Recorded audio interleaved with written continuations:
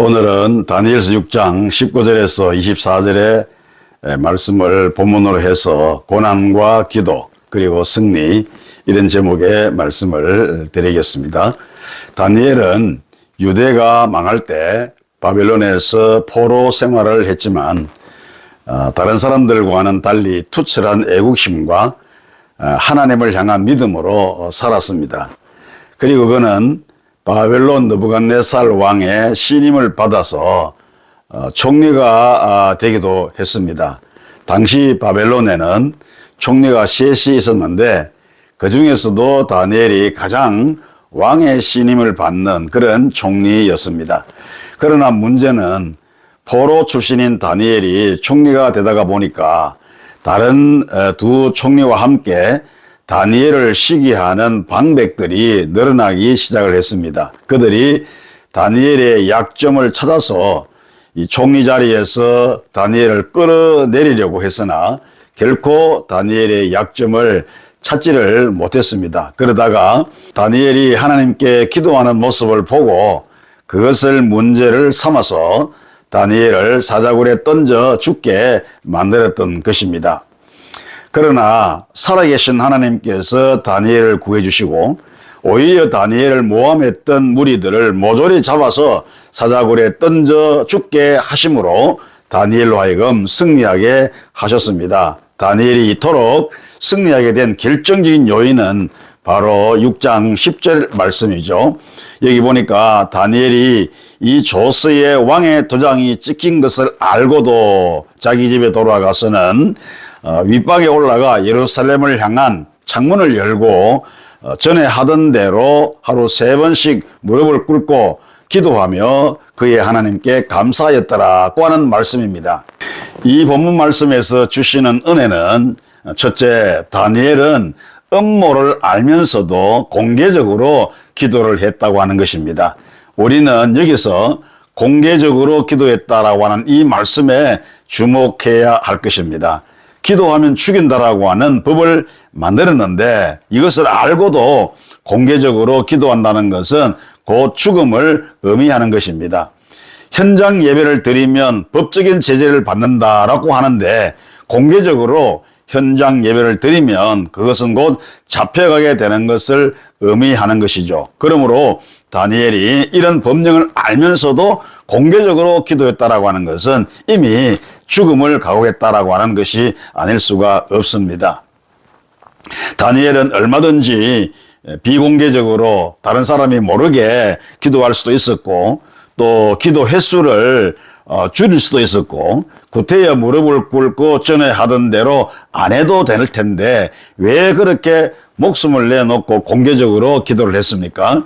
그것은 하나님을 향한 그의 믿음이 죽음을 초월하는 그런 신앙이었기 때문이라고 할 수가 있습니다. 우리가 신앙생활을 하면서 상황을 전혀 무시할 수는 없겠지만 그렇다고 해서 우리의 신앙을 상황이 지배를 하게 된다면 또는 상황에 의해서 우리의 신앙이 흔들리게 된다면 그것은 진정한 신앙이라고 할 수가 없는 것이죠. 언제나 신앙이 상황을 지배하고 리드하는 것이 바로 올바른 신앙인 것입니다.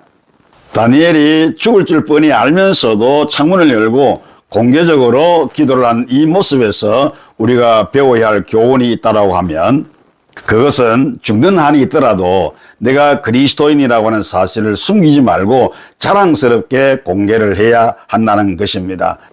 다시 말하면 어떤 고난과 핍박과 절망과 죽음 앞에서라도 나는 예수 믿는 사람임을 숨겨서는 안 된다라고 하는 것입니다. 마태복음 10장 33절에 보면 누구든지 사람 앞에서 나를 부인하면 나도 하늘에 계신 내 아버지 앞에서 그를 부인하리라고 하는 말씀이 있습니다. 예수 믿는 그리스도인인 것을 우리는 모두 다 자랑스럽게 여겨야 할 것입니다. 은혜가 되시길 바랍니다. 그리고 두 번째, 다니엘은 죽음 앞에서도 하나님께 감사의 기도를 드렸습니다. 하루 3번씩 무릎을 꿇고 기도하며 그의 하나님께 감사하였더라고 말씀했는데 다니엘이 그 상황에서 지금 죽음이 자신 앞에 다가오고 있는데 그 상황에서 무엇을 감사했을까요? 다니엘의 이 감사는 죽음을 목전에 둔 절망과 비통 속에서도 드린 그런 감사였다라고 할 수가 있습니다. 이 기도가 끝나면 곧바로 붙잡혀서 사자굴에 던짐을 당할 것인데 그것에는 아랑곳하지 않고 그냥 태연하게 감사하며 기도했다라고 하는 것은 놀라운 일이 아닐 수가 없는 것입니다. 그리고 그러면서도 그 감사는 오히려 하나님이 자기와 함께 계시다는 사실이었고 죽어도 하나님께 기도하다가 죽는 것을 영광으로 여기는 그런 감사였던 것입니다. 사도행전 5장 41절에 보면 사도들은 그 이름을 위하여 능력받는 일에 합당한 자로 여기심을 기뻐하면서 공의 앞을 떠나니라 이렇게 말씀했습니다. 이 말씀은 다니엘의 감사 기도와 그리고 초대교회 사도들의 신앙과 일맥상통하는 그런 점이 있음을 우리에게 보여주는 말씀이죠. 우리도 어떤 상황에서도 하나님께 감사하는 그런 성숙한 신앙을 소유해야 하겠습니다. 왜냐하면 어떤 상황에서도 하나님은 우리와 함께 하시기 때문입니다. 그리고 세 번째, 다니엘의 기도 결과가 어떠했습니까? 다니엘이 원수들의 모함으로 사자굴에 들어갔으나 하나님의 보호하심으로 머리털 하나 상하지 않고 그대로 생명을 보존하며 살아났습니다. 하나님께서 다니엘의 기도에 응답을 주심으로 다니엘은 승리자가 된 것입니다. 그리고 다니엘이 사자굴에 들어감으로 얻은 소득이 네 가지가 있습니다. 첫째는 하나님께서 살아계시는 것과 그 하나님이 능력의 하나님이시라는 것을 증거하게 되었고요. 그리고 두 번째는 다니엘이 하나님의 사람인 것이 확실하게 드러났다는 것. 그리고 셋째는 이 다니엘을 사자굴에 집어 던져 넣었던 원수들을 일망타진할 수가 있었다고 하는 것. 그리고 네 번째는 다니엘에 대한 왕의 신임이 더 두터워졌고 범사에 형통한 사람이 되었다라고 하는 것. 이 네 가지가 바로 이 사건을 통해서 얻은 놀라운 그런 수확이라고 할 수가 있습니다. 만일 다니엘이 일시적인 위험이나 안일 때문에 이 황제 숭배에 가담을 했다면 그것으로 그의 명성과 지위는 끝나고 말았을 것입니다. 그러나 다니엘은 그렇게 하지 않았고 죽음도 불사하는 신앙으로 결국은 최후의 승리자가 된 것입니다.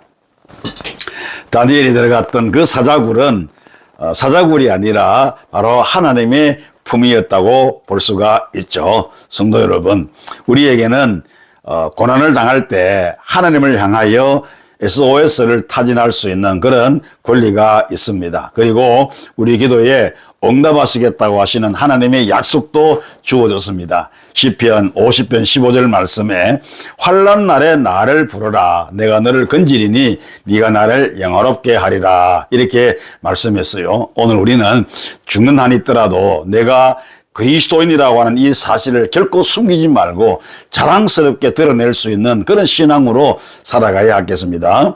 어떤 고난과 핍박과 절망과 죽음 앞에서라도 나는 예수 믿는 사람이라는 사실을 결코 숨겨서는 안 될 것입니다. 뿐만 아니라 우리는 어떤 상황에서도 하나님께 감사하는 성숙한 신앙을 소유해야 하겠습니다. 우리의 믿음의 삶을 통해서 하나님의 살아계심을 증거하고 감사의 삶을 살아가는 성숙한 그리스도인이 되시기를 주님의 이름으로 축원합니다.